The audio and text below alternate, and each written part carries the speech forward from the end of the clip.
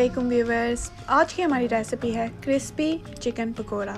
चलें स्टार्ट करते हैं।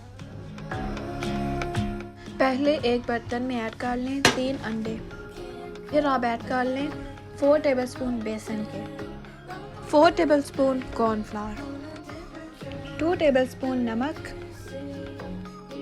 4 टीस्पून लाल मिर्च पाउडर, 1 टीस्पून दरा मिर्च, 1 टीस्पून हल्दी पाउडर, 3 टीस्पून धनिया पाउडर,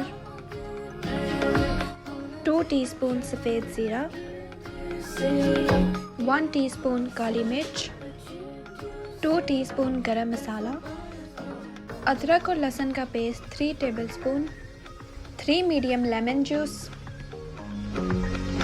2 टेबलस्पून धनिया के, half tea spoon baking soda.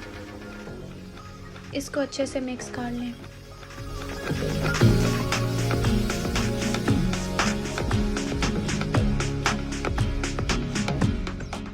Chicken को 10 मिनट के लिए बॉईल कर लें।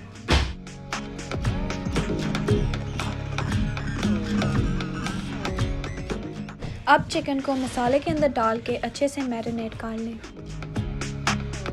इसको चिकन के अंदर अच्छे से मैरिनेट होने के लिए फ्रिज में रख दें आधे घंटे के लिए। इनको फ्राई कर लें और पकने दें जब तक दोनों साइडें ब्राउन हो जाएं। जब ब्राउन हो जाए निकाल लें।